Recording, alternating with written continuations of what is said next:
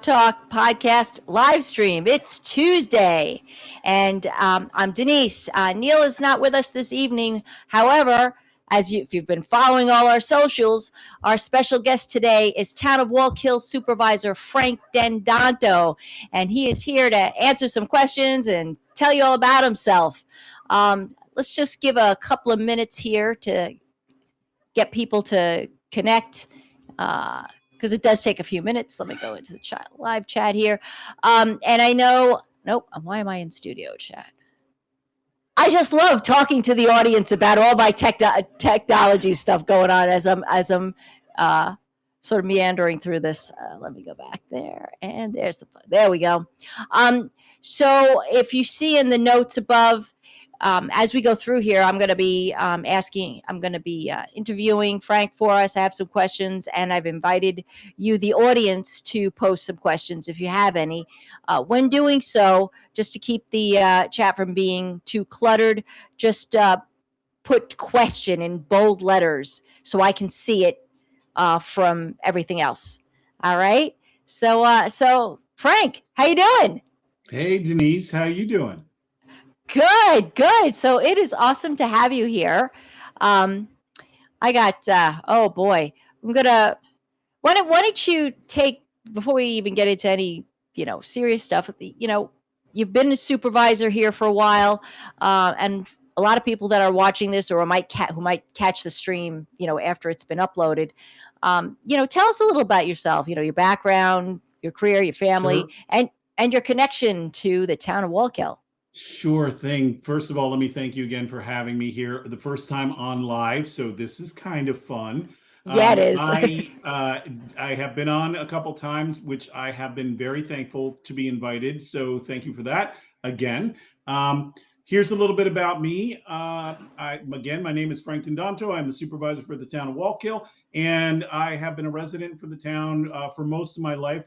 Spent a little bit of time away getting educated and doing a little bit of a professional stint down in the city. I am actually in the business, so to speak. I have been doing performing arts for the better part of nearly 30 years. That's dating me. This is all rather familiar for me, although I will say that I don't normally sit on this side of the camera. I'm normally on the other side of the camera doing the lighting thing. So this is kind of fun and exciting to be a little bit of a role reversal. The long and the short of it is that I've been a lifelong resident in the area. Grew up in the city of Middletown, the corner of Sproat Street and Wisner in Ward 1 for the city of Middletown in a Italian and German Welsh Scotch family. It's a rather large family, so there are probably viewers that know a Dendanto or two kicking around in the world of Wallkill and Middletown. Of course, we've sort of spread out the Dendanto diaspora, as it were. But I've been in the area on and off my entire life, and proud to be back. I came back actually in 2001. For real, moved out of Brooklyn fully in 2004, and then closed up my consulting studio in 2006, and then just ran my business from Wallkill, from my home address, and sort of went all over the world doing theater and dance and performance art as a lighting designer and a lighting consultant, and then also working in the museum market and then in the luxury retail market as well. So doing permanent installations, architectural design work. So Wow. I got a pretty broad background. Then after a little while, I had an opportunity to get involved locally with some items that I was generally interested in through college. I was an environmental activist in college. I was a bit of an environmental activist in my early professional life.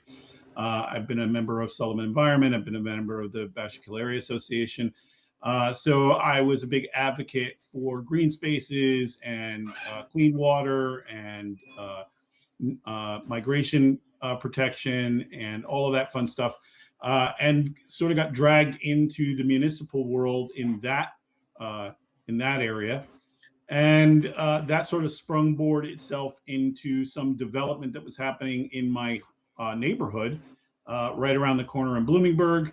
I was very vocal in that, and also still very vocal in the environmental advocacy area with the development of CPV over in Wayanda, and Yes. found myself to a town of Wallkill meeting. At the time, Ed Diana was the supervisor, and I attempted to advocate for our community in terms of clean air, and was promptly told that I was above my pay grade. And Oh, yeah, so I took a little umbrage with that, and decided that I was gonna get into the race and run against Mr. Diana, and surprise, surprise, I won. So nice. yeah, I shared the distinction of beating Mr. Diana with one other Wallkill Middletown resident, a gentleman by the name of Richard Baum. He was the chief of staff for Elliot Spitzer. He was in Spitzer's administration, and I think he's now on faculty at NYU teaching politics. He might be retired by now, but he and I are the only two individuals who have ever beaten Mr. Diana in a political contest. So I'm kind of proud of that. And Yeah. Ed Diana was a career politician, right? He was a career politician. Yeah, he came up through the ranks in Wallkill, and then went on into the county area. He was at the county for a very long time, and then decided that he was going to leave the county platform and come back into local politics in the town of Wallkill. He ran unopposed. In the second term after Supervisor Depew left the town, he resigned from the town to go up to Sullivan County. And in the subsequent race, Mr. Diana ran and he ran unopposed. So I just felt like I didn't think I was above my pay grade, and I kind of wanted to jump into it and see how things turned out, and I won. Oh, nice. All right. So this is your second term. Yes. So what kind of lessons did you learn, and you know, how is it different then, and what would you do? What are you doing different now? If you take a looking back. So it is my second term, and I did learn a tremendous amount. I think that there is something really important to be said for running for office. It is an altruistic move. I believe a lot of individuals who are called to run for office generally run for office for the right reasons. Doesn't really matter what party you're in. I think that they get started with the mindset that they want to create some change in the mechanism that is governing. And you very quickly realize that there are a ton of things that you don't know. There's a ton of things about governing that you don't know. And you play a lot of catch up. It's a lot of learning by way of drinking through a fire hose. So I did have a great experience in that educational arc in my first term, because I stepped directly into the line of fire after I was elected. Coming into the town, one of the platforms that I had was that I believed at the time that the town finances were, they were at that moment questionable to me. I didn't realize the scale at which the problem was that I would later on discover in the subsequent months. But I walked directly into a hornet's nest in that respect as well, from a political place, because once it became clear that I was focused on cleaning up those finances and making sure that the town was accountable to the taxpayers, there were individuals on the town board and individuals who were former town board members and individuals who were connected professionally to the town that had a real vested interest in making sure I went quiet. So yeah, I learned really, really quickly that your friends may not be your friends, and that this animal has teeth. And what we think about in terms of local politics as it being relatively benign is not true. People really are focused on making sure that if you in any way happen to wander into their purview where they have been, running things unadulterated, then they will have lots to say about that. So I learned that in my first term, and I have been very smart, I think, in this past few months to make sure not to make some of the missteps, the naive missteps that I made in the first 6 to 10 months, my first term. Yeah, I speaking now with Neil and also speaking with you, the most common thing you guys say is that you don't know what you don't know until you're there. And then all of a Yeah. sudden it's sort of like just a water flow or tsunami of just shit, really, that Yeah. that comes at you from all different directions. Yeah. This public service, it isn't as easy as it sounds, and I'm learning that more and more as I just navigate through this journey of doing this podcast. Yeah, So I will agree wholeheartedly. Now I will also say too that I come to the table with a little bit of a different pedigree than many individuals who come to the table in that altruistic move, right? I have an executive leadership background. I run my own business. I've worked with some fairly high profile clients with some budgets that are relatively large. So the numbers, the math, the accounting, all of that stuff was, uh, very familiar to me. And also running crews and, the size of 200 to 300 folks trying to get a show in, or 150 folks trying to get a show in, in an area or an environment that isn't conducive to doing shows in a festival setting where, everything is temporary. So there's a lot of thinking on the fly. These are things that are second nature to me. And so when I sort of jumped in and realized we were going to be learning, again, drinking from a fire hose, it was easy for me to pivot. And much of what the town runs on in terms of development stuff, taxes, and so the accounting around nonprofits, that's the thing I know from theater.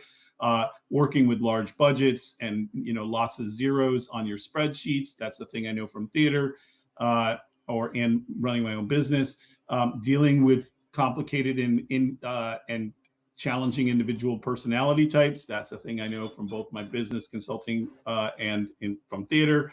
And these are things that will you make me unique to the position. So it was a little bit easier for me to get up the pace. yeah, And I think really the probably the biggest thing that I learned in that first term was, the people who are friendly to you, they're probably really not your friends. yeah. So that's Yeah. good. That's kind of a bummer, though, when you think about it. It was a hard pill to swallow. So But that said, this past term has been way easier. Also, the difference being is that when Neil and I sat on the board together, it was just him and I against a predominantly Republican well, you administration. had a Republican majority, right? It was a 3-2 majority. There was a Democrat who sat on the board, but we like to refer to those individuals as dinos. Yes.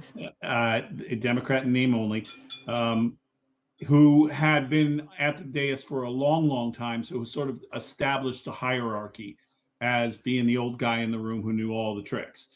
And, he really worked that seat and was very, very savvy and very political.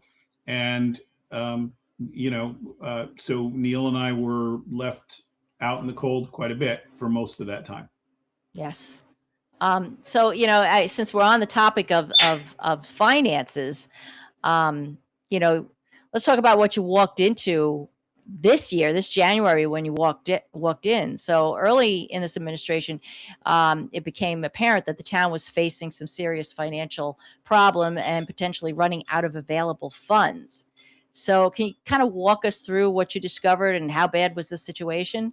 Sure. On the second week of my being elected, so the second week of January, I was met with the comptroller and the deputy comptroller for the town, and they pulled me aside to say, well, they didn't really pull me aside. They basically talked to me over the counter. I was standing down in the planning department, and their statement was very clearly, we need to talk to you about payroll. And I said, okay, what do you need to know about payroll? And they said, we need to know where the money's coming from. And I said, I'm sorry, what do you mean? And they said, we don't have enough money to cover payroll. Wow. And I said, what do you mean you don't have enough money to cover payroll? The budget should have carried you through to the end of January. That's how you should have budgeted at the town. And they were clear to say that that's not how the previous administration had approached the budgeting, and that there was no funding currently in the lines that were necessary to cover the payroll as it stood. So we did some really fancy fast footwork to try to get that covered in a way that wasn't going to get any checks bounced back to us. And we did. We covered payroll, and we maneuvered some money around so that we could get through to the end of February, which is when all the ratables, your taxes come due. And we were able to borrow a little bit against some of the taxes that had already been paid. So we are entering 26 with a deficit to the tune of, I don't know, like $500,000 that we owe ourselves for covering that payroll thing. That has been paid back to us at this point. But had we not had that ability, we would have been really stuck. Wow. So, I mean, did you have any issues for those first few weeks having the town, keeping the town functioning during that time? Yeah, a little bit. Like, we had to really think about what the expenses were going into February, most specifically from a payroll standpoint, to make sure that we weren't overspending the lines that we currently had just backfilled. So we had to be very mindful about what that meant. We were lucky enough to dodge a couple storms. Most of those storms happened at the beginning part of the year in January. So it was a little bit quieter. So it was a little bit easier for us to think maybe forward in terms of that. But, we were paying attention to the weather. We're paying attention to, who is working when, why, and where. And of course, just nonstop communication with the receiver of taxes and the town comptroller to make sure that there was a line in terms of a lifeline in terms of the 26 tax roll so that we could manage to get down to the end of February and over the threshold wholly. So yeah, I mean, we had to scramble a little bit and think fast on our feet so that people could stay employed, and we didn't have to cut folks because there were some folks who were on vacation, which was kind of good because that was already covered. And we didn't get into a big overtime draw, which would have really hurt us. So we got lucky there. All things being equal, we lucked out is probably the biggest thing that saved us, is that our timing was good. Yes, yes. And so later on in the year, early this summer, or even before the summer, you were able to coordinate a $4 million state assistance between Senator Skoufis and Assemblywoman Paula Kay. Can you kind of sort of go through the mechanics of how you were able to do that and how that happened? And Yeah. So after we received all the taxes for the year, I went through with each department head and with each department head's budget lines, and I parceled down each one of those lines with the department heads. And then I tasked them to pull back an additional 20% off of the original pullback that I started in January. So everybody sharpened their pencils, and we pulled back the entire town budget for 26 back 20% fully. That was item number one. Item number two was, the reason I did that was because I knew that there was no way at that point, having looked at the budgeting the way that it was worded, that the town had made a resolution in November to draw against this non-existent fund balance to fund 26 to the tune of $2 million. And then it drew on itself $2 million for 25, which had invoices that were rolling into 26. So there's a total of $4 million shortage. Looking forward, there was no way that we were going to be able to make up $4 million over the course of the year. That was just not a feasible thing.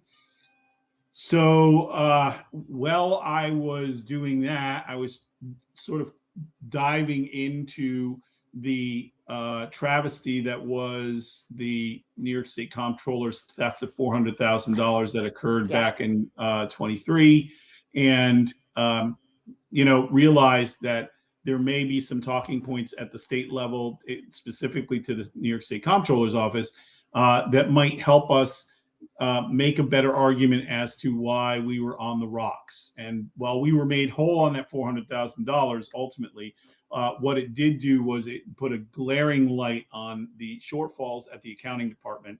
And really, that was an issue going all the way back to my first administration in 20 and 21. So with the 20% reduction, I thought that maybe now would be a good time as any to ask the state for a lifeline. I knew that the state had provided some sort of lifeline to Washingtonville. I knew that the state was in a conversation with Montgomery because those two municipalities were roughly in the same boat that we were in, not to the extent, but they were in the same boat. And so I knew that the state was at least listening to those requests. So I did a Hail Mary and thought, what's the worst thing that can happen? They're going to come back and say no. And then I'll have to come up with a different approach. And so over the course of about a week, I strategized what a plan A, a plan B, and a plan C looked like. And they went something like this. Plan A, I'm going to ask the state for a lifeline. They're going to give me a lifeline. It's going to be great. We're going to survive 26, and I'll figure out how to get through 27. Plan B, they don't give me a lifeline, but I asked to borrow money from them because in the midst of all of this, as I'm sure your listeners know, we lost our bond rating because we didn't finish out our books. The town has to finish its books every year.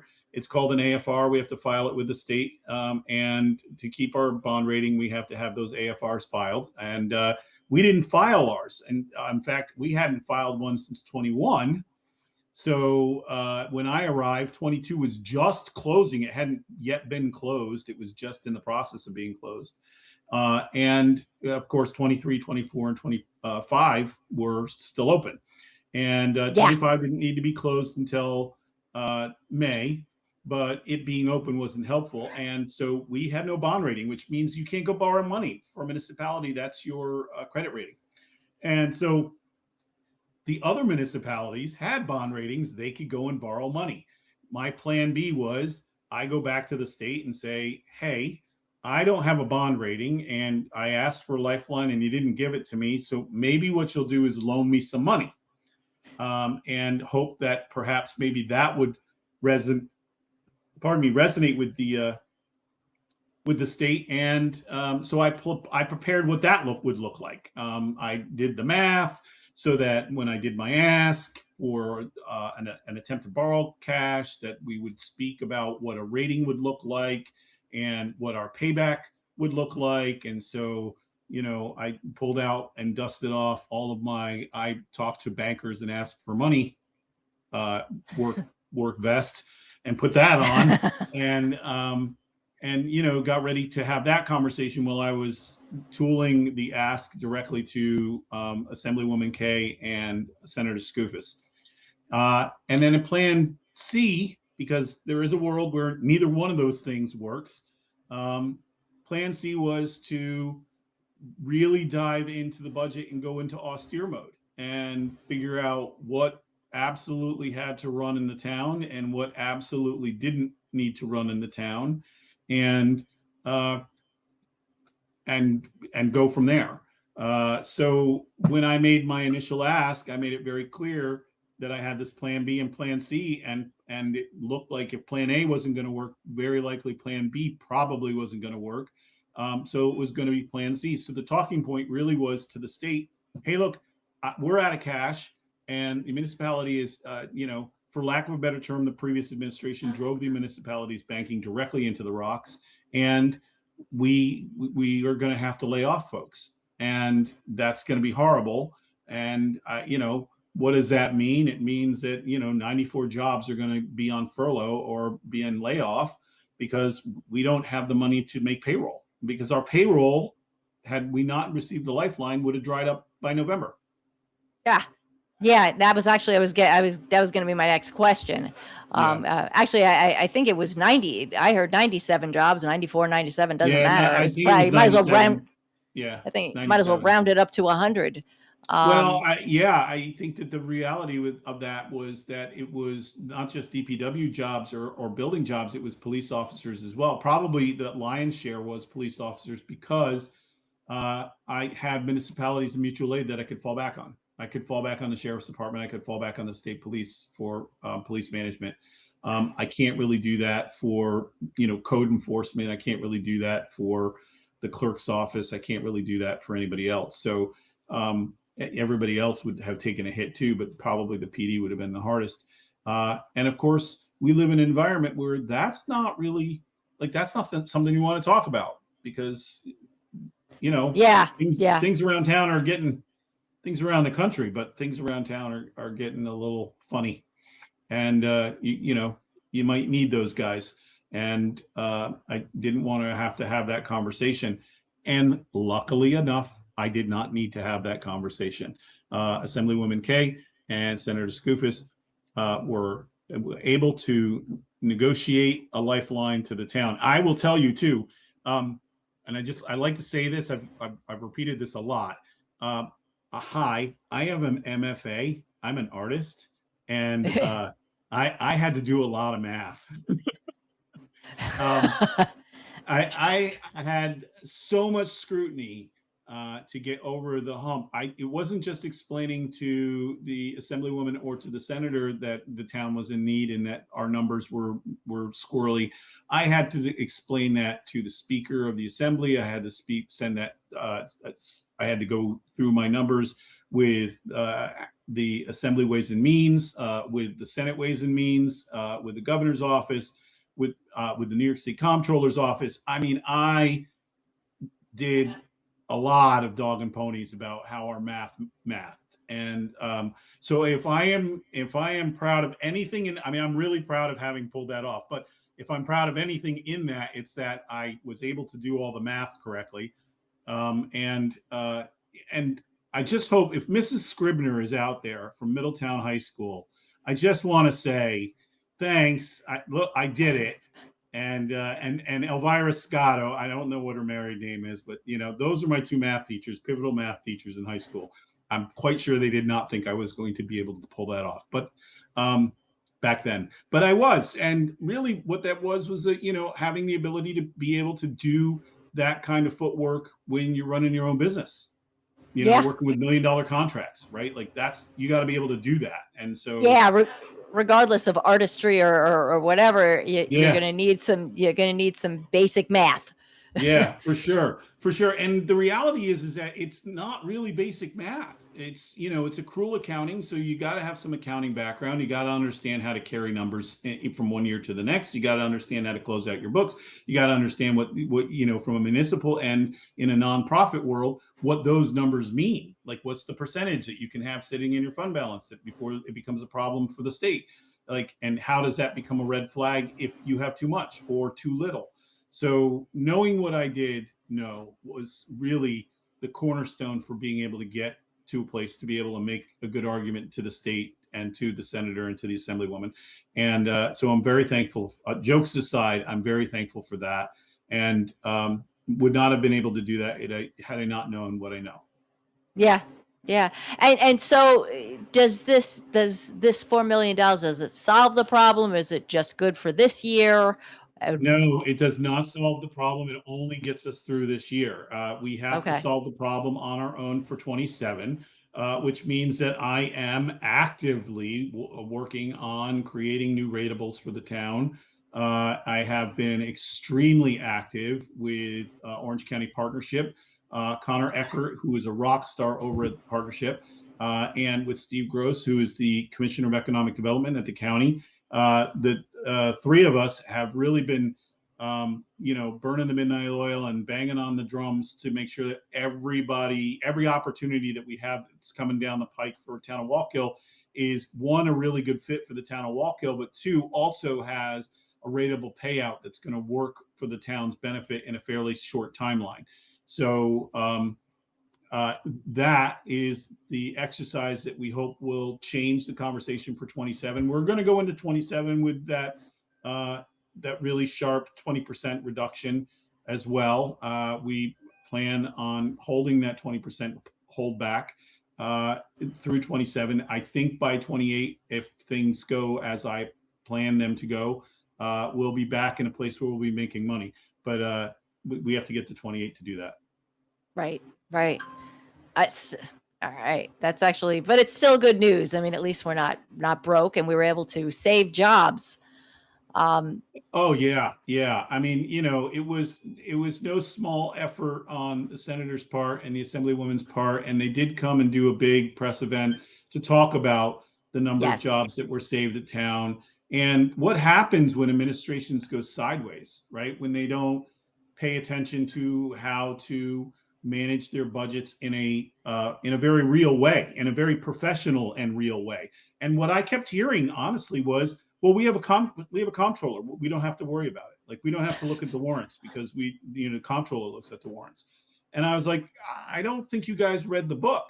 Like, I feel like you don't know what the gig is, because like you do need to read the warrants, and you need to pay attention to what they're spending money on, and then you need to be fiscally savvy about how to move it around.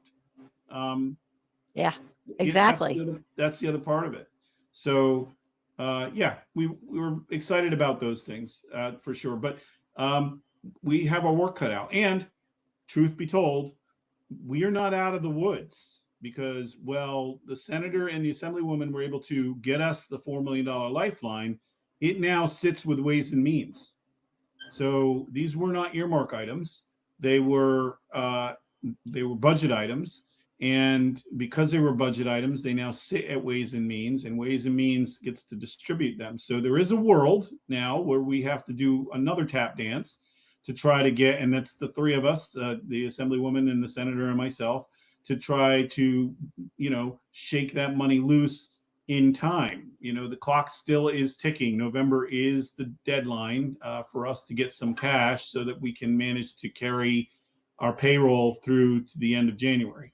So we're not done doing fancy footwork, and even if I'm not here in November, which I have full intentions to stick around, whoever sits in this chair better be savvy enough to do that fancy footwork. So that's again part of the things that you don't know. Like you got to be able to do that.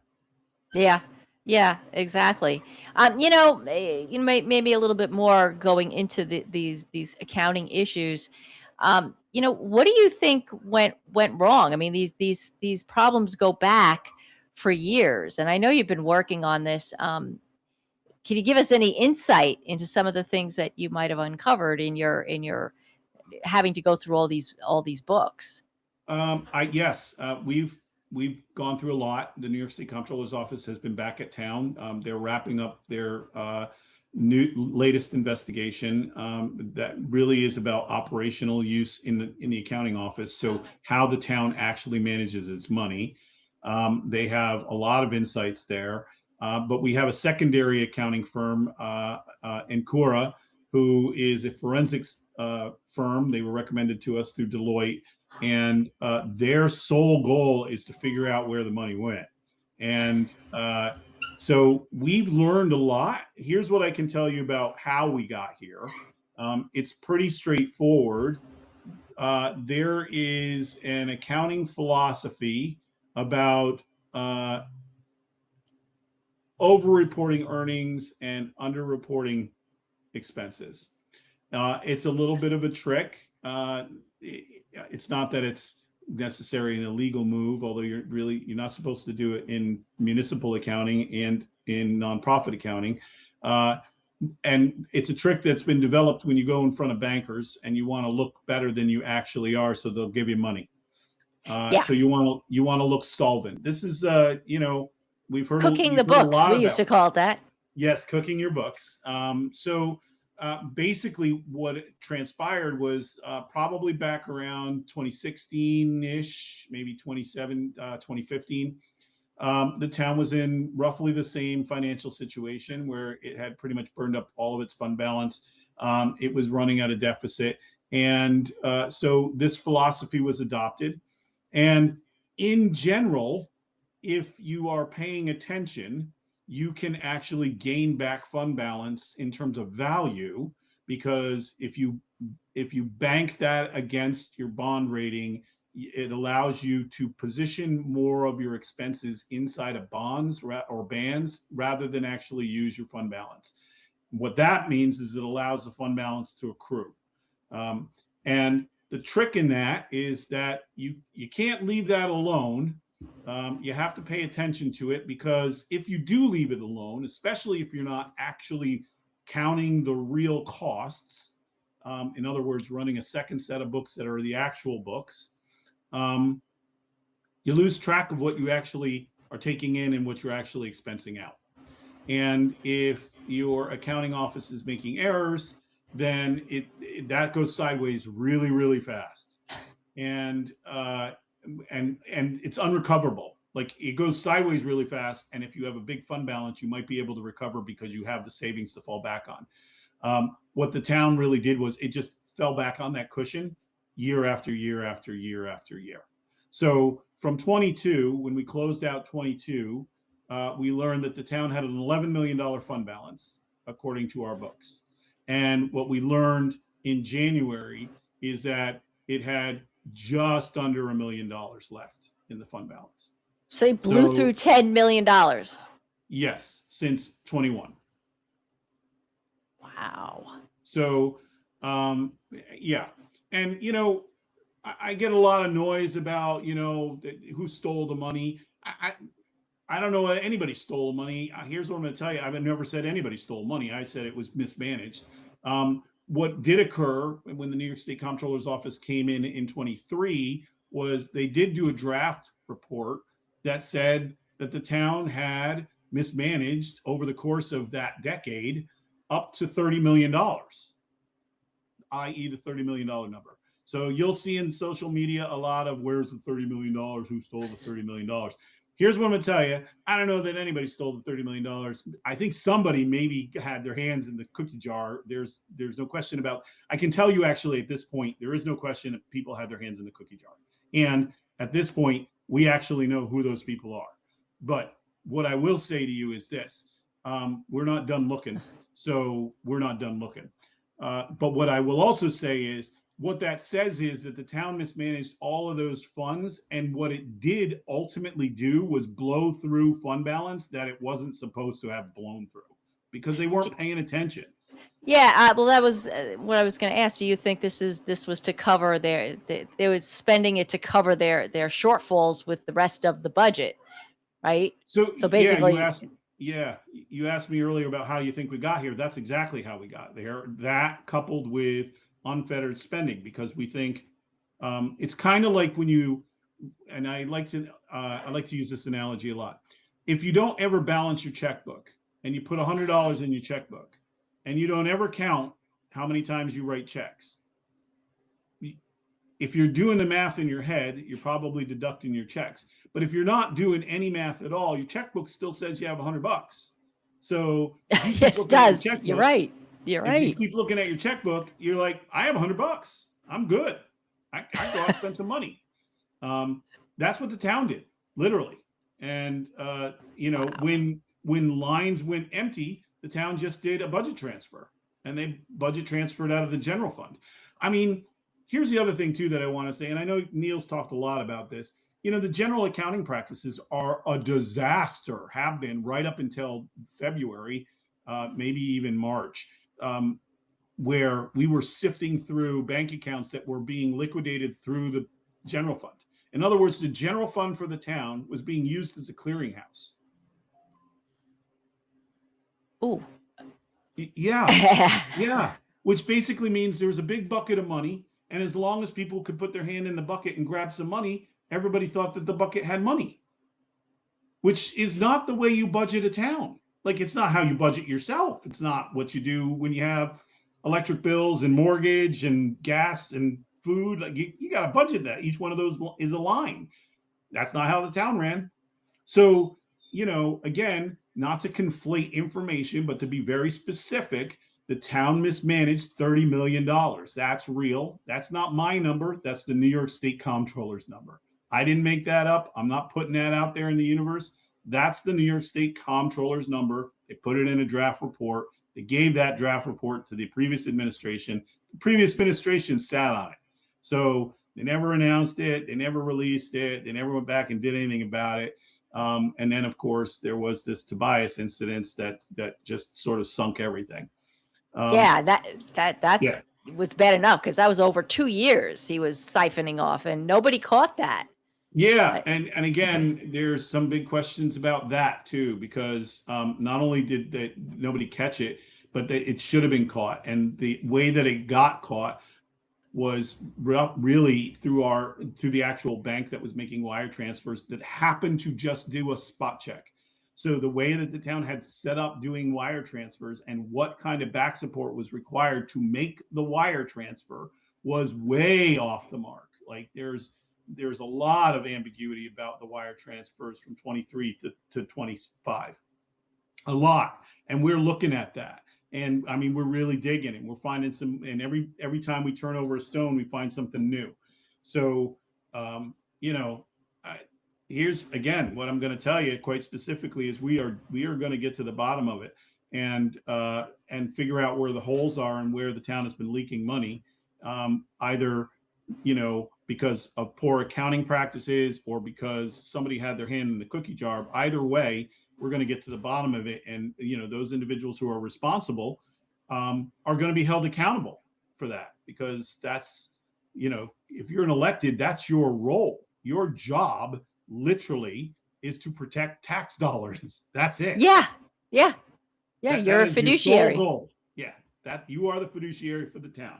So it's not just about whether or not you get to pick out the new playground equipment. It's whether or not you're spending the appropriate money out of the appropriate line to buy said playground equipment. So, again, moving forward, because again, you hear on social media, well, the number's moving all over the place. No, the number's not. What's really missing out of the fund balance is $4 million for 26. That's real. That really occurred. That's not me. That's the town comptroller saying we don't have enough money to make payroll. So, and I wasn't even in office, but 5 days. So there's no way that could have been me. But that is a real thing that occurred that got us to ask for $4 million. And I had to do a dog and pony to make sure that everybody on the state, every single person that had an interest in this, made sure my math mathed. So there's no way that this face could have pulled off. Like I literally had somebody tell me I'm such a good looking guy that's what I somehow hoodwinked the entire state and convinced them. Bamboozled everybody. I saw that. Bamboozled everybody. I'm a razzmatazz guy. Well, it's being in all that entertainment.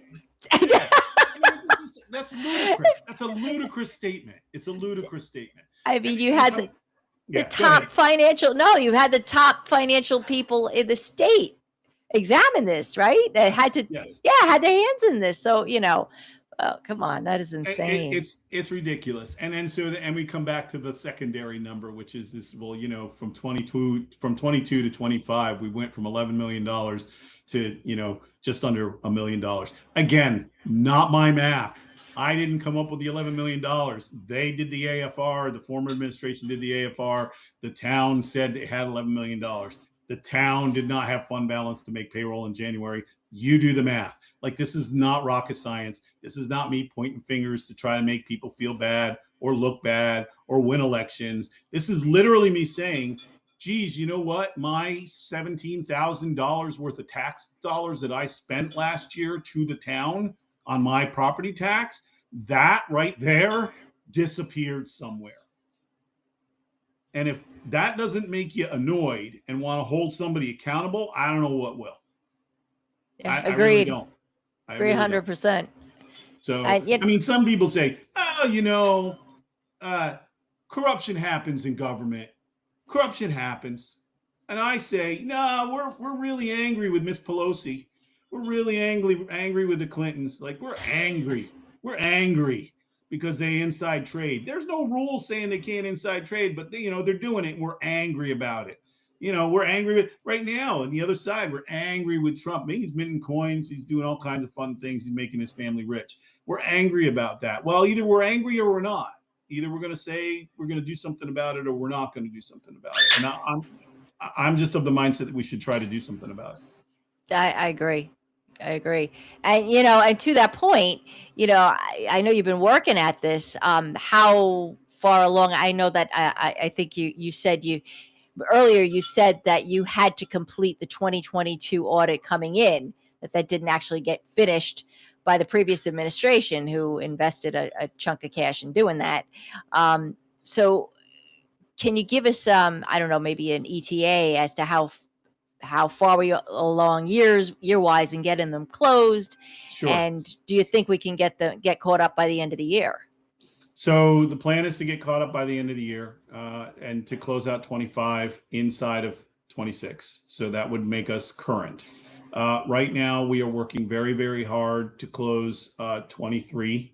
We are running in to reconcile issues on the bank accounts because the accounting department was doing whatever it was doing they weren't reconciling the accounts in real time over 22 and 23 and 24. So every time we think that we got the bank accounts reconciled, somebody comes up with some back support that has a date on it that has us going right back to square one. That said, 23 should be closed out by the end of the month. 24 is in process right now. The hope is that we get 24 closed out by at the end of October, and that we get 25 closed out by the end of December. That's the game plan. The exercise specifically is that I need to be able to go back to Ways and Means and say, please give me the money that we have been afforded in this lifeline, because we've done these closeouts, and the only one that we have left to do is the one that is in this year, and that will be enough for them to give us the $4 million in whole, rather than stretch it out or give us a piecemeal of it and decide that they're going to drag it into 27 because we have got to close out 25 in the process. So all of these things matter in this discussion. There are a lot. It's like a 3-level chess. You got to be working the top level and working the bottom level and working the middle level all at the same time. But the timeline, like I said, is this month for 23, October for 24, December for 25. Got it. Well, that's good, because it's interesting, because your opponent in this upcoming campaign has talked about she's going to close the books. So it's hopefully interesting. that won't be necessary. Hopefully it won't be necessary because she won't be elected, but hopefully it won't be necessary because we will have gotten it all done. Nice. Yeah. All right. So I think we covered a lot about accountability here. Well, by the way, I'm looking at my notes here of what I took down. But once all of this accounting work is completed, do you think residents would be able to get a clear accounting of what actually happened?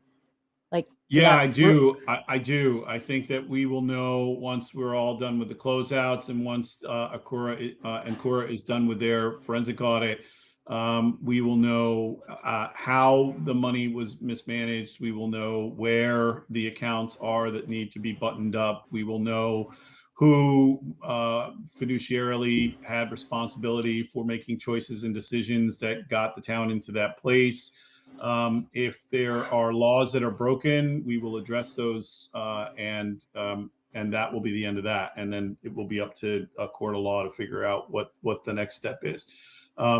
The town at that point should feel at least confident that we have closed all the gaps. The next big hurdle will be filling up the bucket again with, the resources necessary to operate the town of this size. Yeah. So yeah. All right. Well, I think we've covered this topic extensively. Yeah. Let's move on to to a little controversy. So your opponent has criticized your hours that you Yeah. put in here with the town. I mean, all kinds of like slop is going around and claims that you're not full time. What's your response to that? It's to openly laugh. That's a clear. It's a first of all, openly laugh because wow, if I can do all of this on the hours that they keep telling me I'm working, I think it's four. Yeah, it's like an hour I'm a day. like I'm telling you, someone ought to give me a much better job. Uh, Now I will tell you that I cut a deal with my wife when I ran for office in this one year, that we all understood what I was up against. There was no world where I was going to walk away from my profession or my career for a 1 year gig, and that it was just going to have to be that I was going to be like many other supervisors in the county and have a day gig while I was the supervisor of the town. So that's a reality. I don't spend a lot of time, with my family because I'm hustling and moving, trying to get town business done, making sure I'm, doing all the meetings that are necessary to continue this kind of development and growth, to do this kind of math and accounting, to work with these kind of consultants, to deal with these kind of state officials, and from a development place with the federal officials that are involved in the conversation, MTA and whatnot, Port Authority, those guys. So the long and the short of it is that it is quite literally ludicrous again that I somehow can do all of this in a part-time world. Now, I will Pretty also tell impressive if you, you could. I know, right? I'm telling you. Giving you more Now, credit than I think they meant to. I don't think that they intended that to be the outcome. I'm quite sure. But I will say that, this level of dedication isn't for the faint of heart. I get up at 4 o'clock every morning. I don't go to bed until 11:30 at night. Oh, This is my schedule. I do this every day, 5 days, 7 days a week. I work on weekends, Saturday and Sunday, and that's not including professional events, town events that I have to be at. So um, all of this is happening in the background while I'm, doing teas and conducting town business at either work sessions or town board meetings, which we doubled. That's another thing. We were able to double the yes. amount of exposure that the town had. I did that. And, do big policy shifts like, rethink how the parking is happening in town, make a concerted effort on, feral cat laws. I mean, this stuff is like quality of life stuff, and get term limits on the ballot. Actually have an open Yes. dialogue and a conversation about why it's important for the taxpayer to decide whether or not all of this noise that they have been making, myself included, about why term limits are important, to actually have an opportunity to decide on term limits. It's Yes. not for the town board to decide whether or not we put it out into the universe and you know and talk about it. I had lots of people tell me just put it to bed, like don't even bring it up. And I'm like, people keep asking me to bring it up.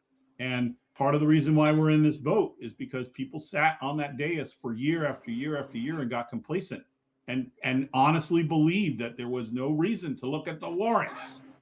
So this tells me that there has to be turnover because the level of corruption is relatively easy at the town. Yeah. And I'm going to tell you, it is. Once you know where the loopholes are, it is really a character statement as to whether or not you don't exploit them.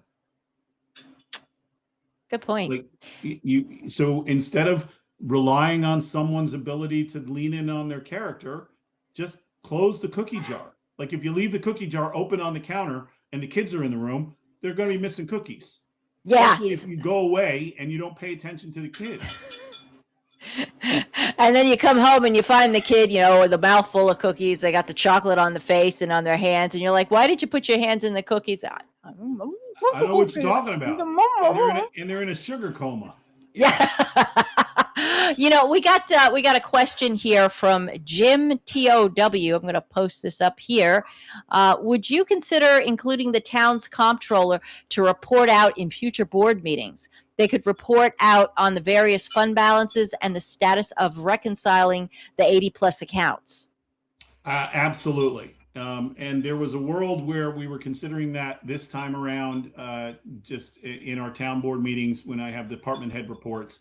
The problem with that is that they can't really report on much because they're still in the process of reconciling. So they can't really talk about what the general account has, what the fund balance has, what any of those things have, because until we do our AFRs, we don't have a clear idea of what's there and what's not there. So all they could really do is speak to whether or not the warrants are adequate, and they already do that by issuing the warrants. So, but yes, in the future, the game plan for 27 is that the New York City, that the town comptroller speak to the town the same way that all the rest of the department heads speak to the town. Yes. Nice. And I just posted a note from Don. This isn't a question, just great job, Frank. Your experience and context made all the difference in succeeding with obtaining support from the state for 2026. Your math does math. I've seen it. He's seen it. So, all right. So let's move on here. What do I have next? Accessibility. Sorry, I'm just going through my notes to see, because some things we've actually covered. You've actually just covered it for me, so I don't need to go and rehash stuff. All right. So here's a question underneath legitimate politics here. So suppose I'm a resident who doesn't care whether you're working from town hall, your phone, your car, or somewhere else. How do I know my supervisor is accessible when I need him? Call the number. Call me. Yeah. You can call me direct. Call me direct at the town hall. Call me on my cell phone. I'm happy to get 917-848-8957 is the cell number. That's my direct number. Goes directly to me. You can call me. If I'm not sitting in town hall, if it doesn't ring twice, it goes directly to my cell phone, so it will ring wherever I'm at. If I can't pick up the phone because I'm in a meeting, Luce will pick up the phone. If you need to speak to me person to person, you speak to Luce. She'll get you on the calendar, and I will sit down with you anytime, day or night, Monday through Monday. I have no issues meeting anybody at their address. You come to town hall, doesn't matter. I'm 100% accessible. If I don't pick up the phone, I will pick it up immediately after I get the message. There you go. So, you already covered some of your accomplishments, like the adding the board meetings and some legislation that you've done. Maybe you could add any other accomplishments you'd like to add. And then I want to talk about the proposed wall bar project. And that's a topic by itself.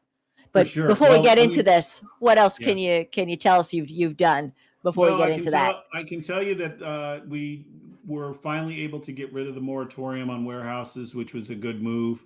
For those people who maybe don't know, the town had a moratorium for many years on warehouses that was very concerned about the warehouse development, didn't really have a clear warehouse policy or zoning for warehouses specific outside of commercial zoning.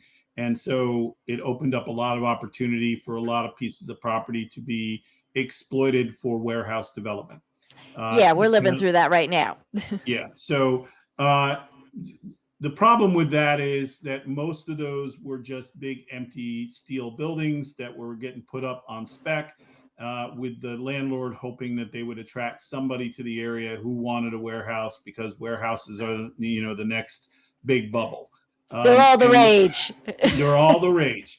We're moving out of the warehouse conversation these days. We're now into battery storage. That's a big thing. Data centers is another big thing. So we're trying to be forward thinking on those items, but we were able to lock down some code language that actually worked very specific to the town of Wallkill's desire to manage how warehouses get built. So we've identified areas that are conducive to warehouses.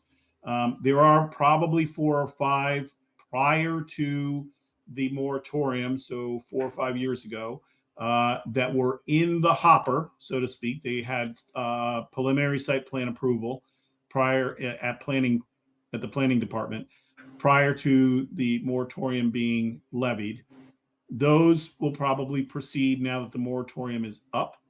That said, there's not much that we can do about those. They already had preliminary site plan approval.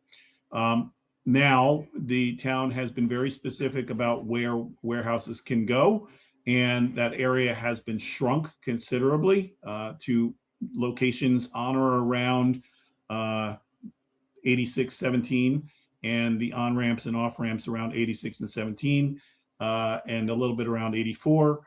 So it's now specific to those locations and nowhere else. So that said, I will segue into the Walmart conversation. Walmart has owned a piece of property for almost 20 years, actually probably a little bit longer than 20 years, over right on the border of Mamakating in the town of Wallkill on 17K off of exit 116. They have owned that property, like I said, for many, many years. And they showed up in February and said, we're considering doing a distribution site, and we're considering this location that we own and another location in just outside of North Adams, Massachusetts, in the Beckett area. And we don't own that property. So we're leaning on perhaps using the property that we own. And we were in the process of lifting the moratorium. And when they finally made a decision to come to Wallkill because they owned the property, they didn't have to expense any extra money.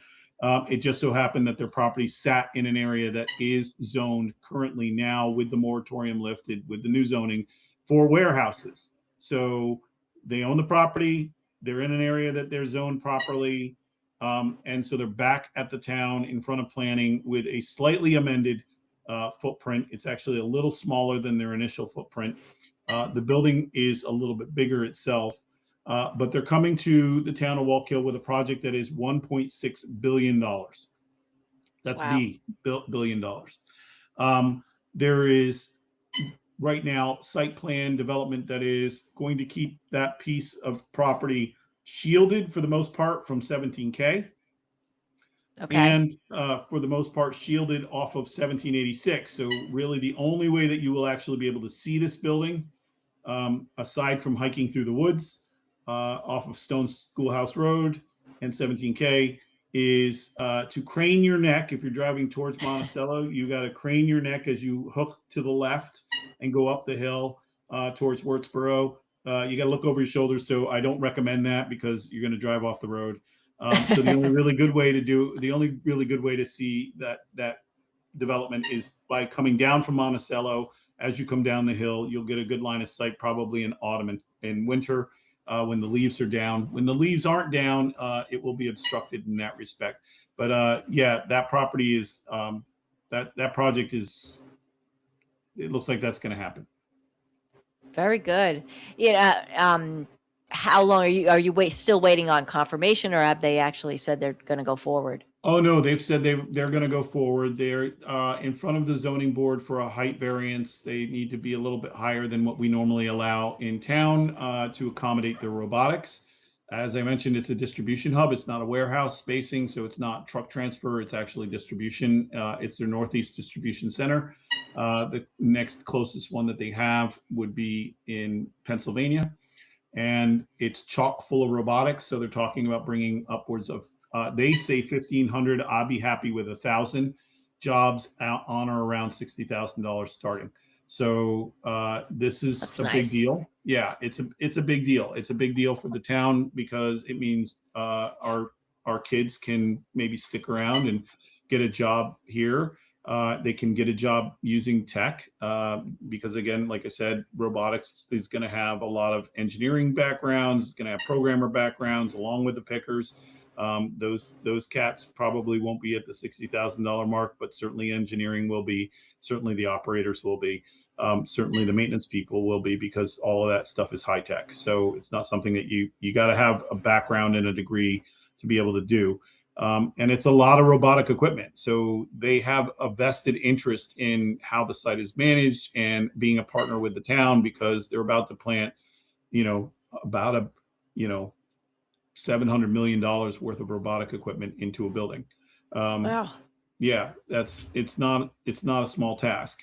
They also were very amicable to being green friendly. When I met with them and they were telling me that they were considering coming here, they asked me very directly, what would be your ask of us? And I said very pointedly, I would like a green building. I would like an energy efficient building. I would like maybe a LEED certified building. And they didn't flinch at all. And Wow. That's I think that nice. this is Nice. important. I said I would like some protection on the kill, because it buffers the kill, and they had no problem with that. And that speaks volumes to keeping our wetlands and migratory water spaces available to wildlife. And so that was encouraging. And then lastly, I said, you got to navigate the fire companies. Like, you got to get with those guys, because they're going to have some opinions about the height of your building. And they said, we are happy to work with the fire companies, and whatever they ask for, they'll get. So I can tell you that they don't need trucks. They have, I think every company in the battalion has a ladder truck that goes to 100 feet or better. But that's not the only thing that they would need. So the thing that I'm getting from Walmart is that they seem to be very eager to be a good partner. They're not asking us what the town can provide. They haven't even come to the town for a pilot. In fact, as far as I know, as recently as— That's interesting. I know, right? As recently as last week, I had a meeting with the Chamber of Commerce and Steve Gross. So Heather Bell and Steve Gross were at the town. We were doing a thing about, why it's good to do business at the town. And we talked about Walmart. And I said, they haven't been to the town the town IDA looking for a pilot. And Steve volunteered that they haven't been to the county either. So right now, the discussion is at a full rateable assessment, which means with no 10-year discount, right? Yeah, with no 10-year discount, take $1.6 billion worth of value, amortize that over the percentage that you pay on your property taxes, and figure out what that number is going to be for the town. I'm going to tell you, it solves our $4 million problem pretty damn quickly. So, nice. It's ratables like that, and a relationship that, I was able to nurture, because and again, there's a lot of eyes, and it's making me feel a little uncomfortable, but I have this dialogue because I'm a business owner. I have this dialogue because I'm an entrepreneur. I have this dialogue because I work with big numbers all the time on big projects, where you sit down with these guys and they smell that you're the real deal. And it's been really nice for Connor Ecker over at the partnership and Steve Gross to vouch for me in that respect, because it gives me some validity. So when I sit with people like Garnet Health or Walmart or the state and the feds in terms of developing the Wallkill corridor development over by the train station, these things matter because they know that you are smart about your money, and they know that you're smart about development, and that you're not going to sell the town short just for a quick win. I talk a lot about sustainable growth and what that translates to. These, again, are all the skill sets that I came to the table with that I'm going to keep at the discussion, so that inside of 5 years or 4 years, we are going to be in a place where the town is going to be earning back fund balance, and we'll be able to talk about, why we can add some police officers, or why we can expand DPW, or think about a new Parks and Recreation expansion that actually, mirrors what we see in Middletown with programming, right? Yeah. I'm in a conversation right now with the city of Middletown's mayor and the senator about doing a swim facility at Francher Davidge Park in partnership with city of Middletown. It's these kinds of projects that I think bring value to our community. It's not just bringing playground equipment to the parks. It's actually making sure that there are more parks, and not just regular playground equipment, but ADA compliant equipment at every park. And other facilities like swim facilities and programming, like the city of Middletown has. And, the city of Middletown is a city, so they get a little bit of a different kind of approach by the state and county, mostly the state. Yeah. But I'm interested in doing those programs. And, and I'm not even, it's not just I'm interested in it. And so I'd like to look at it like someone might fawn over a Ferragamo bag. But, I'm engaged and I'm having these discussions so that regardless as to whether or not I'm in the chair, the thing is going to actually happen because it's important to me. Yeah, that's what's going on in the world of commerce in the town of Wallkill. Yeah. Yeah. Well, let's come back to the campaign. So you are running again for Yeah. re-election come this November. So you're asking voters to return you to the office. Why do you want another term?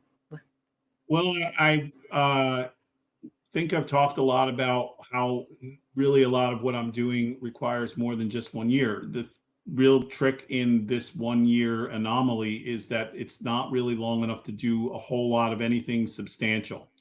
And much of what the town is faced with is paramount stuff. It's not tiny stuff. It's fixing the books. It's creating a new fund balance conduit. It's resetting the economic engine for the town. When I got elected this past November, I got a phone call from Steve Newhouse who said, "Thank God, Frank, now can you open up the town of Wallkill?" And I'm like, "What do you mean? The town of Wallkill's always been open." He's like, "No, I'm sorry, it has not been." And it's been a real eye opener because it hasn't been. And that's sad to me because the town of Wallkill has always been a strong economic engine for the county. So my hope is to, bring that back in spades, like really make it shouldn't be that we hold, second fiddle to Monroe or Newburgh. We should be the cornerstone because we're at the crossroads. Monroe a little bit too, and Newburgh a little bit too because they're on the water, but to a lesser extent. And what we really are is we're looking at the crossroads of two interstates, and that positions the town really well for a Northeast conversation about distribution, like in the Walmart situation, like manufacturing. We're talking very strongly to a manufacturing company that is relocating out of China. That they moved their operation to China. They're coming back on into the States, and they're looking at the town of Wallkill at the old ball factory. So we're very hopeful. When I say, you use the royal we, we're very hopeful that they continue to push forward and choose the town of Wallkill. That dovetails into creating a manufacturing hub, creating a retail hub, creating a living hub where people are excited to be in the area, creating an entertainment hub where people don't have to feel like they are compelled to go to New York City to see a show. They can come up here and see a show. I was serious about a civic center. I've been talking to the county about a civic center. I think that we need one. I think it belongs in Wallkill for the entire county. I think that brings commerce to the town. It brings cheer families and who are doing national competitions and maybe boat shows and wild fish and game shows and rock and roll shows that may not have a venue here. Maybe it's something that they're looking for that's a little bit bigger than the Paramount or the theater over at Sugarloaf. Maybe it's something different. Maybe it's a bus and truck. Maybe it's a show of Great Gatsby comes in and you can see it here rather than go over to Eisenhower Hall, which is having a shrinking season because we're in the middle of a war and it's the University for the Army, so they have other interests with their hall. But that shouldn't mean that you shouldn't be able to get some good culture here in the town of Wallkill. You shouldn't have to leave here. These are the kind of things that we're looking to do to help spur that engine along. It's sputtering a little bit. Just need to open up the carburetor. That's all. Just a little air. Just need a little air. So, let's see. So, of course, homeowners are going to ask this, and I'm sure people who are watching are wondering, what should Wallkill taxpayers realistically expect their own taxes to do? And will we see, and if there is an increase, will it be a substantial one? Well, I wish I had the answer to that question now. I probably am not going to have the answer to that question until probably, if I'm being completely accurate, the closest I think we'll be able to have that answer is the beginning of October, middle of October. What I can say to you, and I said this morning at the DPW at the garage, the town has for many, many years functioned as a very poorly run mom and pop operation. It has deferred maintenance on items that it really should have spent money on. It has capped the growth of departments that it should have expanded. And so we've got some ground to make up to really make this worthwhile. And all of that costs money. Just because we're the town, we are like everybody else. We have to pay money too, to have things that are nice and to have things that are working.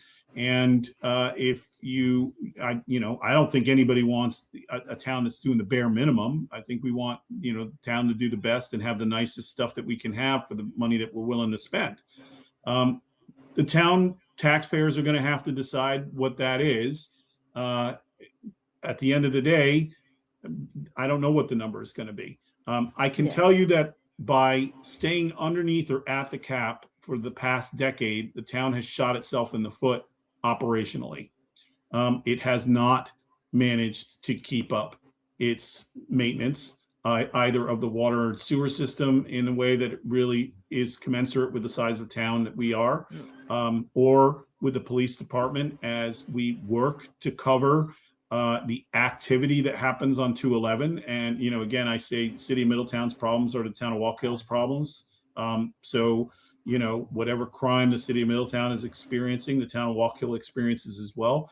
We should have a robust police department and that is not struggling to staff shifts. Right now, that's not necessarily the case. I spend a lot of money. The town spends a lot of money on overtime, and that is specific to the fact that we need the individuals in the patrol cars that we need when we need them. It's not one of those things that you can schedule, and so they have to be available when we need them, and that costs a lot of money when you're pushing people into overtime. So I don't know what to say aside from that, other than I believe that the town of Wallkill residents are smart and they recognize that there's a struggle and they recognize that there's a shortfall, and they understand, they live in the world too, and they understand the cost of things, and that the town is faced with those same costs. So I'm hopeful that we can keep it as small as possible, as always, because it's my tax dollars too. But we'll know more in October. Okay. Well, we could always circle back around and we'll definitely. I'm sure I'll want to say lots of words about that in October. Yes, and you might actually be closer to having more audits done. So that's also another reason. I would think so. Yeah, I would think so. So you could definitely update folks who are either watching this right now or when who will catch it later on. Let me see. Do you have anything? Oh, here, trick question. Well, not really, but what's a criticism of Frank Dendanto that you think is actually fair? I'm long-winded. Good answer. Good answer. Oh man. So look, when residents are deciding who should be town supervisor, what question do you think they should be asking both candidates? Can you do the job? Like, can you legit do the job? One of the things I think that we don't spend a lot of time on when we elect people is whether or not they actually can do the job. And I think that there's a lot to be said for an individual skill set. And I think that I'm just going to say it. I think that I have what it takes to sit in a chair and get this thing fixed. And I think that if you can't see that in the energy and accomplishments we've done just in this short period of time, even as a part-time supervisor, I just, if I had part-time employees that were as productive as me, I don't think I'd ever hire full-time anybody. The reality is this: you got to be able to do it. Like, you got to be effective, and with your time. yeah, Yeah, you got to be full time effective with means your nothing. time. Right, you got to be effective with your time. You got to be effective with your time management. You got to be effective with your relationships. You got to be effective with, and not, oh, I hope to have a relationship. You've got to have relationships at the table. It's a job interview, right? Like, this is the thing. It's a Just going to say job that. interview. Yeah. And so here's what you get with me. You get a seasoned executive leader who has both the mental prowess and the stamina to stay in the game with the hours that I carry, 7 days a Yeah. week. Yeah. And am happy to be in the game in that respect, because I really look at this as moving the dial from a professional place. Like, this is the accomplishment: to fix the books. This is the accomplishment: to reset the town economic engine. That's it. And that's why I've come to the table with term limits, because I don't want to sit in the chair forever. So I have it's sorry, the dogs, I they, hear them. they don't want me in the chair forever either. I don't see them enough. But the idea is, you got to get the job done. You don't kick the can down. You got to take on the heavy lift. You got to be responsible and take on the heavy lift. And what we saw in past administrations is can kicking, and what we saw in past administrations is an inability to understand what their fiduciary and fiscal responsibilities are. And what we saw in past administrations, and those same administrations want to come back, I think, in some respects, is that yeah, we're in the same boat together, and we have got to get through it. So you got to be able to roll up your sleeves and be able to do the job. Agree. So I don't have any more questions, but we have a group of people here who've been watching. Most of you have stuck through this since the beginning. Does anybody have any questions that you'd like to pose? I know Jim asked a couple of questions. Oh, I think I may have. Did I miss this one? Information. Oh, wait, Jim had another question, and I'm sorry I missed this earlier. So I'm going to put this on the stream on the screen.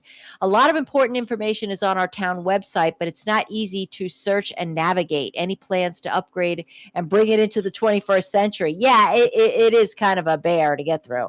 Yes, it is. And honestly, as of 28, it will be illegal. The town is engaged right now in finding both a server provider and a design partner to bring our website into ADA compliance. We're currently not ADA compliant. By 28, New York State has mandated that we have to be ADA compliant. So too is the federal government. So I can see the federal government maybe walking back on that, but I can't see New York State walking back on that.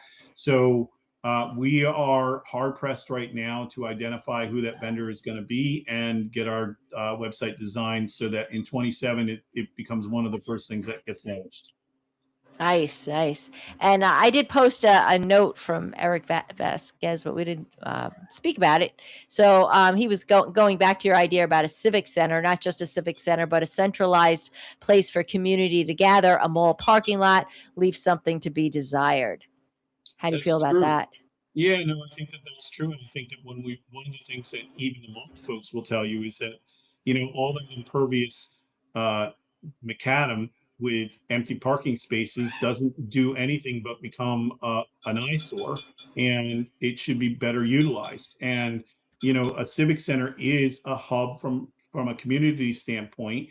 And, it's not just outside vendors coming in to use the community center from an entertainment standpoint. It's local individuals using the community center for quilt shows and for, dance events and other things that can be programmed in a large open space. And I think Eric makes a very good point there that we don't spend enough time talking about how to build out community. We have a very tight community at the town of Wallkill, but it's very small. And it needs to be bigger, and we need to do better at making it bigger. And part of that is making opportunities and finding places like the mall's parking lots where It makes sense because it's central, and it makes sense because it helps to spur the economic engine. Yeah. And to that point, eh, can you give this is just me asking this, the fairgrounds? Like that's sort of been our civic area for the county for years, but it's it's not looking so great. It's a racetrack. It's isn't being maintained, and yeah, I understand there was was it sold? Is it being sold? Yeah. So the race. So let me just clarify real quick. It was a racetrack before it was a fairgrounds. I Yeah, didn't know. a lot of people don't know that. And it's the longest operating dirt track in the United States right now. But it has the format of dirt track racing has dwindled. And obviously, as we saw, the fair has dwindled. It's not even a notion of what it used to be back in the 80s. And there are other things that are taking precedence in areas that are a little bit more rural when you're out looking for a country county fair that the town doesn't speak to anymore. Really, the county doesn't speak to anymore. So, yes, the fairgrounds has been a topic of conversation for many years now. It is in contract. The owner of the fairgrounds is currently negotiating a sale to Crow Holdings. And the exercise that I inserted myself in really again in January, because this discussion about a Wallkill development corridor and this idea of a civic center was born out of a sit down that happened with me just after the election with Steve Gross and Connor Eckert, who said very pointedly to me, we at the county believe that the county needs a civic center. We did a study, and we hoped that the study would tell us that the place would be Monroe, and it didn't tell us that. It told us the place was town of Wallkill. And I was like, well, that's great news. I could have told you that, and you wouldn't have had to pay me to do the study.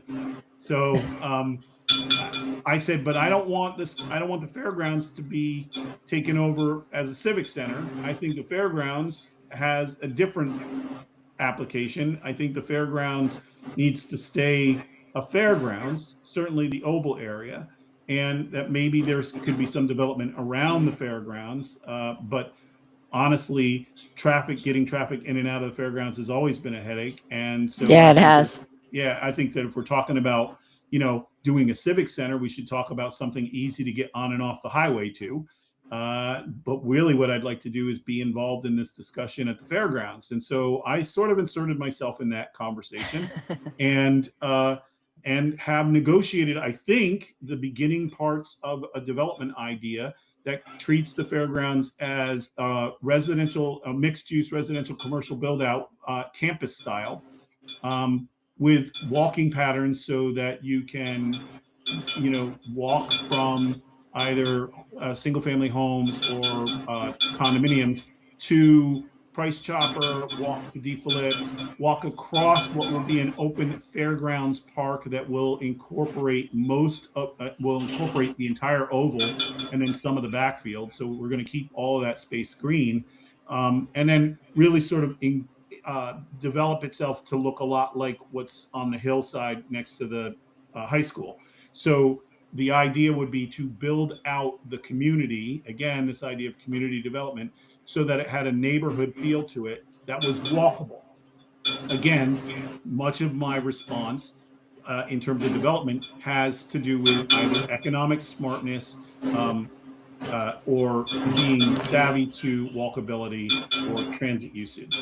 And I think that if I lived in a community where I could walk over to a couple restaurants, whether it was, Mr. Sushi or, Texas Roadhouse, or walk up to D. Phillips or hang out on the grass in a big open oval, not unlike hanging out at Central Park or Park Slope on the lawn, that matters. And then, you hop on your bike and you ride somewhere. You don't have to get in your car for everything. You can, spend most of your day just chilling out, walking to the things that you want to go see. So I'm already pushing on that project in that direction, and it looks like that project wants to go in that direction. I'm getting really good feedback from everyone who's at the table.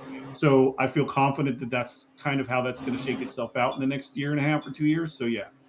Yeah, and so Eric has said a couple of things. First, he said he was talking about something that includes green space. I think you already addressed that. And here he said a hamlet concept, walking space, homes, and a small MLM pop shops, keeping commerce nearby homes. Yeah, Yes. yes, Yes, and that's exactly correct. And again, this has that neighborhood, European neighborhood feel to it where you don't have to get in your car to go get your paper and cannoli or your paper and bread for the, rolls on the Sunday morning. And then, if you want to take everybody out for sushi, you just walk over to Fuji or walk over to Mr. Sushi. And you go that way. And if you need to go grocery shopping, you walk over to Price Chopper. Like all of it's walking distance.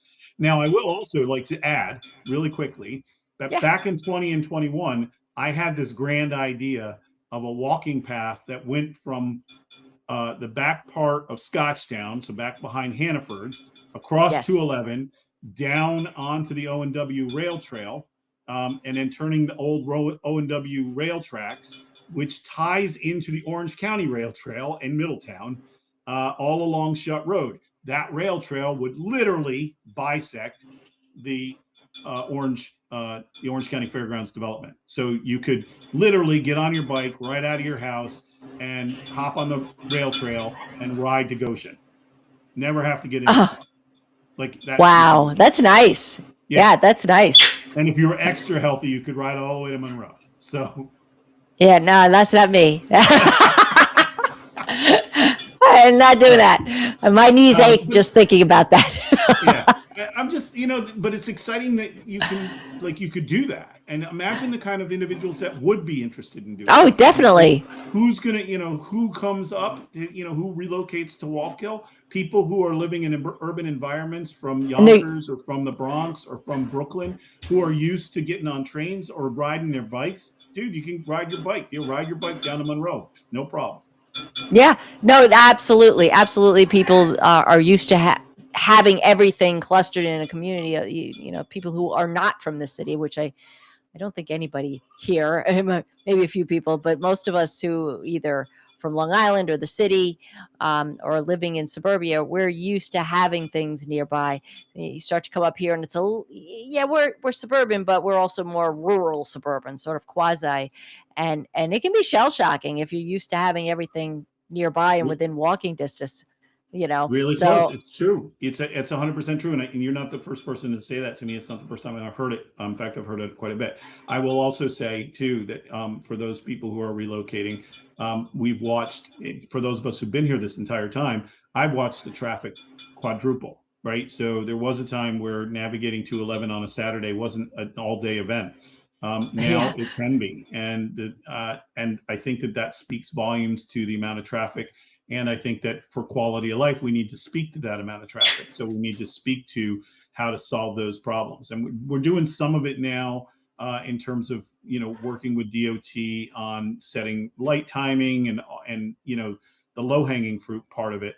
But really what we need to do is think about a broader approach that speaks to walkability or bicycleability, something that is easier to do, and think about local community growth, i.e. hamlet growth, where there are a couple stores in your immediate vicinity where you can get, the bare essentials if you need the bare essentials, or you can grab a bite to eat, stuff of that nature. yes. So I think we're winding up here. We've covered a lot. Yeah. So we'll see if any more questions pop in, before we go. But I have one question. Obviously it's a campaign season. Would you be willing to debate your opponent? Oh, I'm hoping. I am truly hoping, and I'm hoping, Denise, that you'll host. But if you don't host, I'm hoping that the people over at Wildflowers will. They did against when I was running against Ralph, and that actually was, I think, a very good event. It was small and it was instant. There wasn't a whole lot of noise around it, but perhaps maybe we could throw you into the mix and we can make it bigger. But I absolutely want to. I want to have some conversations with my opponent. I think that, as I had mentioned in the past, I think that she just doesn't have a platform. There hasn't been a solid platform pushed forward really by anybody on the other side. There's been a lot of talking points about how we got to go backwards. I think that's a huge mistake. And I think that anybody in the town who thinks about that for any more than a minute will say, why would we want to go back to the world that had us in a financial disaster? But I think that that's something that I would like to hear directly from her. And I think that the only way that you can judge a good character, judge the character of your candidate, is to listen to the good words that they have to say. I'm more than happy to get into the debating ring. In fact, I really hope that she takes me up on my offer. I've actually put that out in front of her a couple times out on social media. I've gotten crickets. Hopefully, maybe you can get something going. I don't know. I have not been so successful, but yes, the short answer is yes. What do you think, folks? For the folks that are watching here, would you like to see a debate? We could either do it here, or we could even like coordinate with, with Wildflowers and set something up, and we can do it live here while it's being done there in front of those folks over at Wildflowers. Whether you're here watching this now, or if you catch this afterwards, after it's recorded and uploaded, let us know in the comments if you want to see debate between Frank and Jill Wilkins, who is the opponent running for supervisor. Definitely let us know. Yeah. Yeah. She seems to have a lot to say. I mean, she has a lot of signs out. She's got a lot of signs. The signs. The signs are. Yeah. The signs are a little bit much. It's overkill. It's overkill with the signs. Well, here's the other thing too, and this is part of the conversation. There is an ordinance in town that says no signs before 60 days. But the opposition doesn't seem to want to follow the rules. And I think that that's really the rub, is that either you're following the rules or you're not following the rules. Either you say you're all about doing and saying nice things, or you're not, and you're flinging mud. It doesn't take anybody much time to find the AI generated handiwork that is, out in the universe. With my likeness kicking around. I can't wait for my attorneys to get that under wraps. But I'm just saying, since I have this newfound love for being in front of the microphone, perhaps maybe I should get myself an agent. Yeah. It seems to have worked out for some of the bigger hitters. Mr. Downey and I believe Deadpool, the guy who plays Deadpool, he just Ryan Reynolds. He just got himself an excellent deal. For what, a podcast? To AI generate likenesses. Like if you use his AI generated likeness, he gets like $1 million every time you use it. So nice. I know, right? It's like we don't do movies anymore. We just do AI. It's kind of crazy.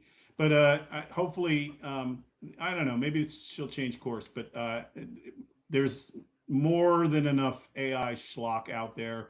That's not really my thing. I'm all for actually, meat and potatoes kind of stuff. So I would prefer the debate. So I'm hoping you can pull it together and do that for us. I think that would be good. Yeah, I think, and you know what? I know that they snoop our sites and stuff.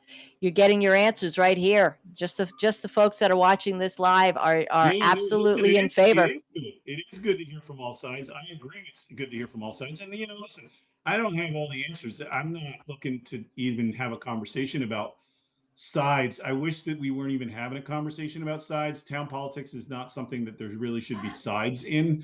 I think either you're doing what's necessary for the town or you're not doing what's necessary for the town.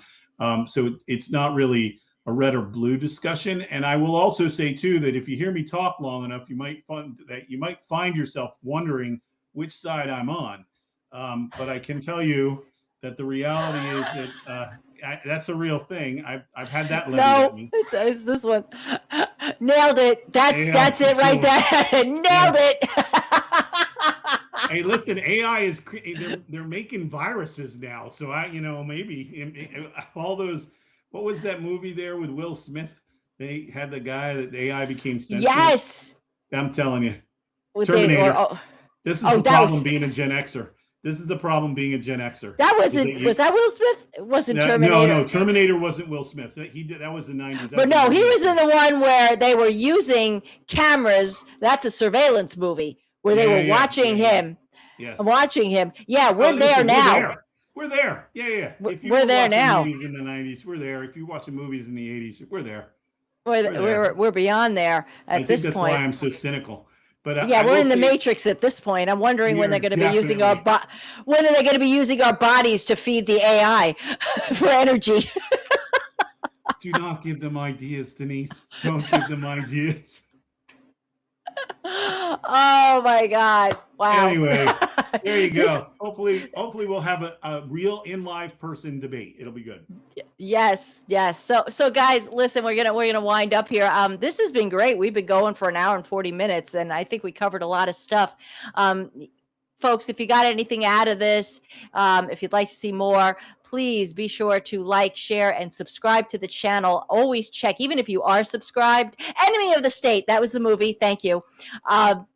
But yeah, make sure you're checking your subscriptions, because subscriptions have been disappearing from content creators lately.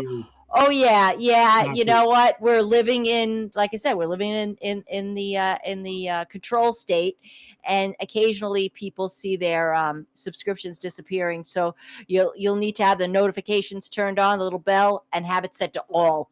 Otherwise, you just lose us. We just get buried. But definitely, and also you've been leaving comments here. Leave comments after this is posted in the once it's recorded and posted. All right, guys. And we will definitely have Frank back. Hopefully we will have Frank and Jill here for a debate. We'll keep you posted on that. And thanks so much. If you stayed here to the end, drop a blue heart in the comments. Let us know what you think. It's been great. Yeah, take care, guys. Everybody. Thank you. All right. Take care.